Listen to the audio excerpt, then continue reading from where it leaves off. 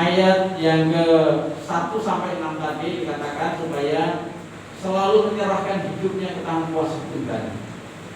Yang walaupun kita sadar bahwa untuk menyerahkan kepada Tuhan itu tidak gampang, ya. Mengikuti Tuhan itu tidak gampang. Oleh karena itu saya akan membahas untuk ayatnya yang ke-37. Oleh karena itu kita akan baca dalam Mazmur pasal yang ke-37 ayat yang ke-7, ya. Saya akan membahas tentang itu supaya kita nanti bisa bisa mengatakan bahwa mengikut Tuhan itulah yang paling utama dalam hidup, ya. Oleh karena itu saya bacakan satu ayat dalam Mazmur pasal yang ke-37 ayat 7 mengatakan demikian. Berdiam dirilah di hadapan Tuhan dan menantikanlah Dia. Jangan marah karena orang yang berhasil dalam hidupnya, karena orang yang melakukan tipu daya.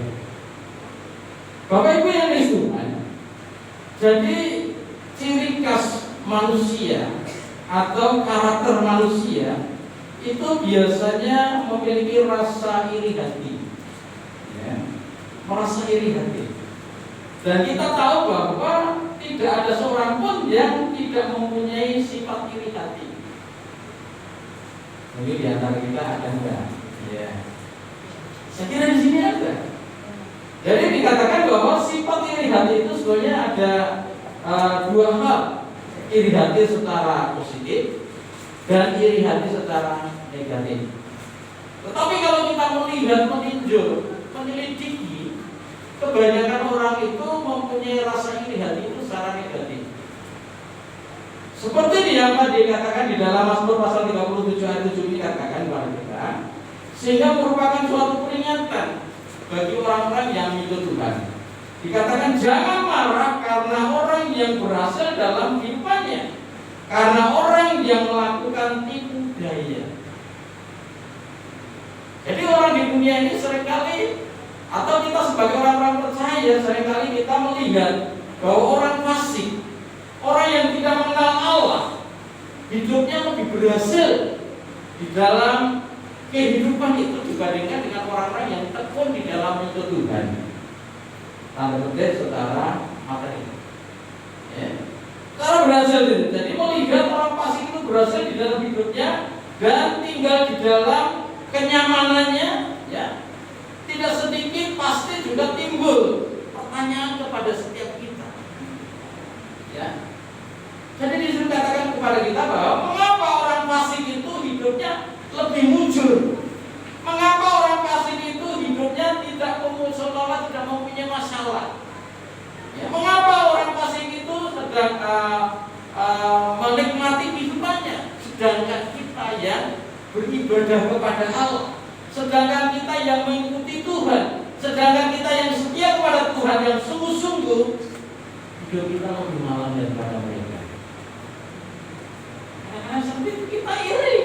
Mengapa Gusti? Ya. Mengapa Tuhan? Orang-orang fasik, orang yang tidak mengenal Allah hidupnya terlalu memberkati. Mereka senantiasa melimpah berkat secara materinya di situ. Tetapi ingatlah, ya, perhatikanlah di dalam Mazmur pasal yang ke-37 ini, Tuhan memberikan pengertian kepada setiap orang percaya. Kalau kita melihat di dalam ayat yang ke-38, Mazmur pasal yang 37 itu mengatakan pada kita, berhentilah marah dan tinggalkanlah panas hatimu. Jangan marah, itu hanya membawa kepada kejahatan. Jadi seperti apa yang dikatakan oleh Mazmur ini, dikatakan jangan sampai kita marah melihat orang fasik itu seolah berhasil di dalam kehidupannya, ya. Karena apa? Itu akan membawa kepada kejahatan.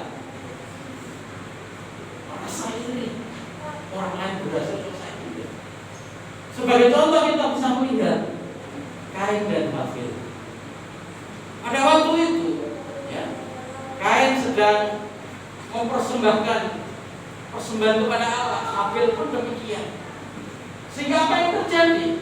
Tuhan sudah mengingatkan, jangan sampai marah hatimu, dosa sudah mengintip, ya, sehingga Kain tidak bisa mengendalikan diri karena rasa iri hati akhirnya membunuh adiknya. Nah, inilah sebabnya Bapak Ibu yang Tuhan, kadang-kadang kita hanya memandang secara materi dalam hidup, ya. Oleh karena itu dikatakan pada kita, jangan sampai kita ini marah melihat orang fasik berhasil, merasa iri hati terhadap orang fasik itu diberkati, artinya mendapatkan berkat daripada Tuhan. Oleh karena dikatakan jangan sekali-sekali menganggap Tuhan itu tidak adil. Karena kita mengatakan Tuhan tidak adil. Orang yang tidak sergap ke gereja saja diberkati, saya yang sergap tidak. Oh, Tuhan tidak adil.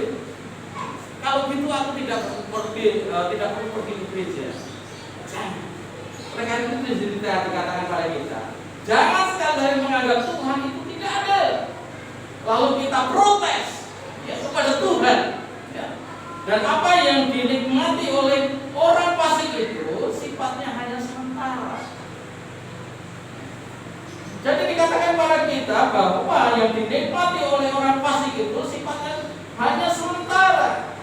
Dan perbuatannya orang fasik itu akan mendatangkan jerat bagi mereka, ya, jerat bagi mereka.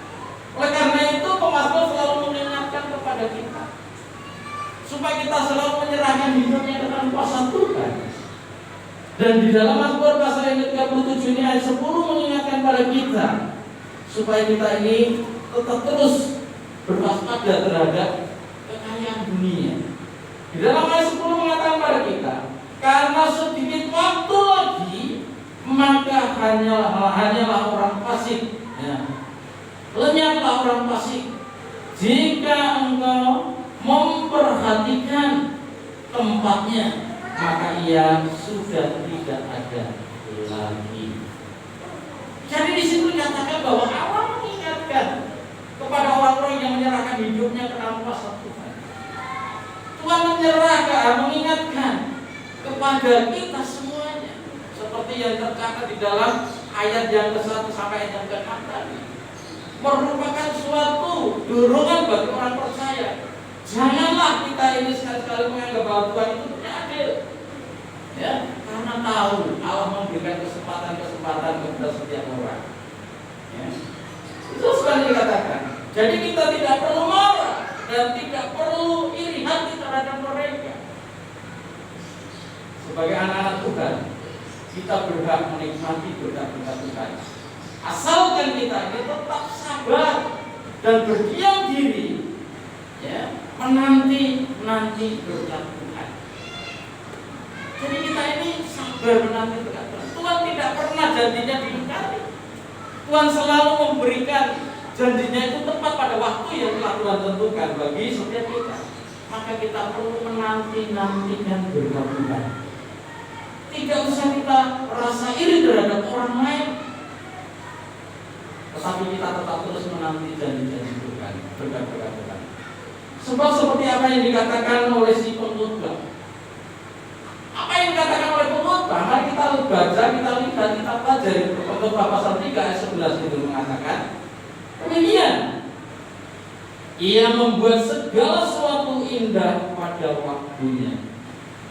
Jadi kita tahu bahwa Allah itu merencanakan hidup kita indah.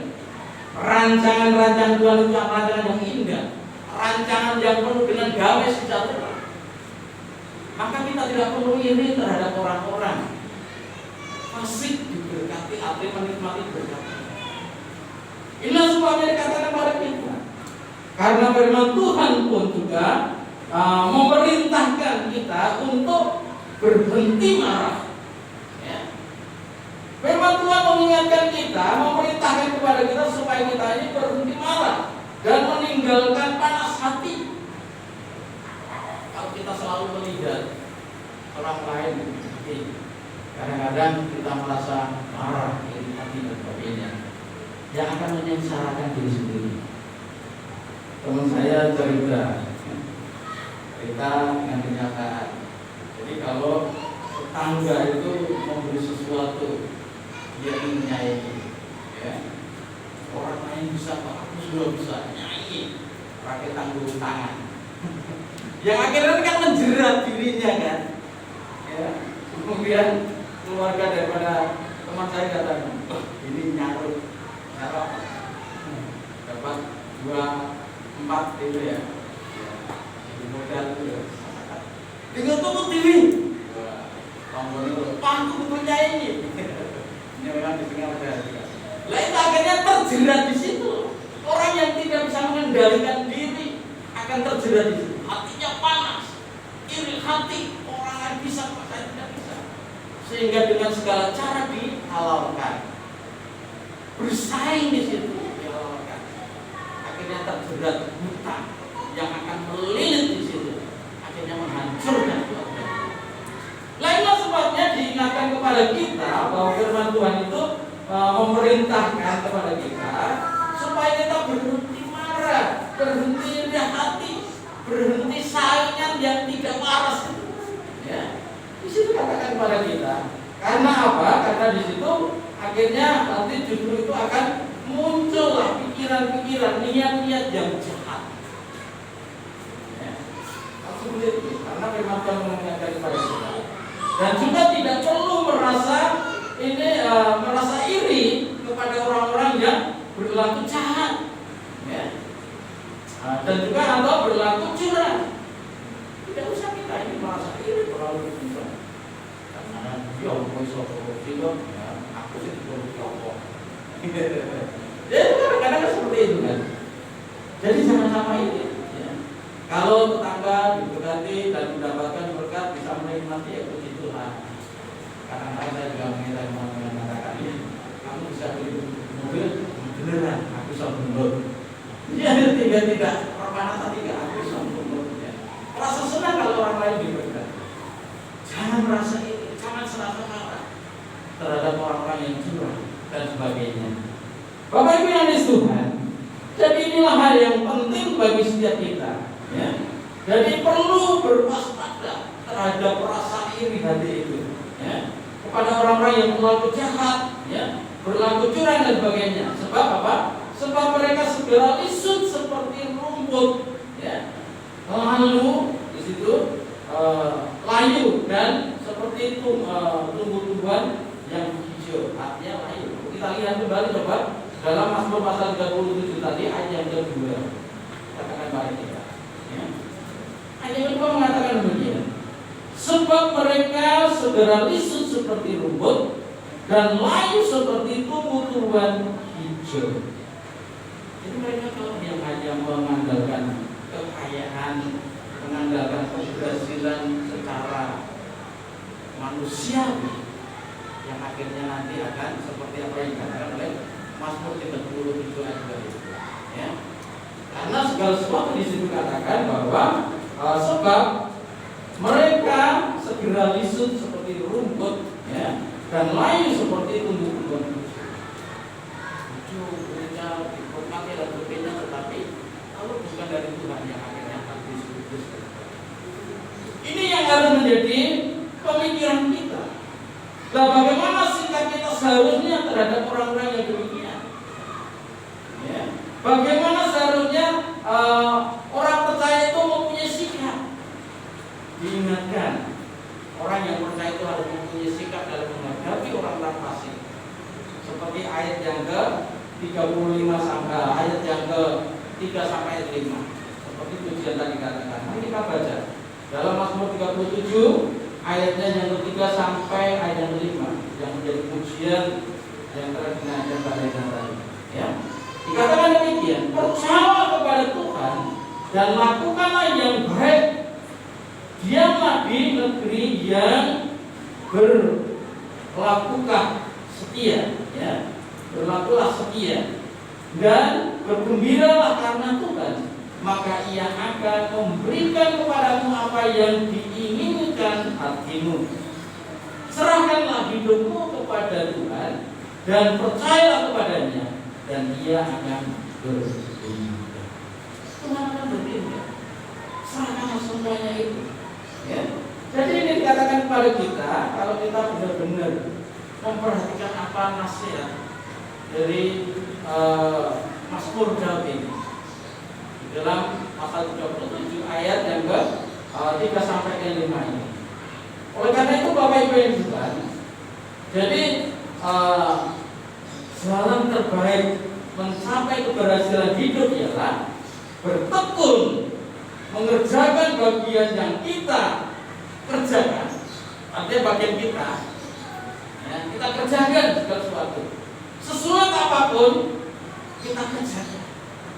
Seberat apapun kalau Tuhan percayakan kepada kita, kita kerjakan.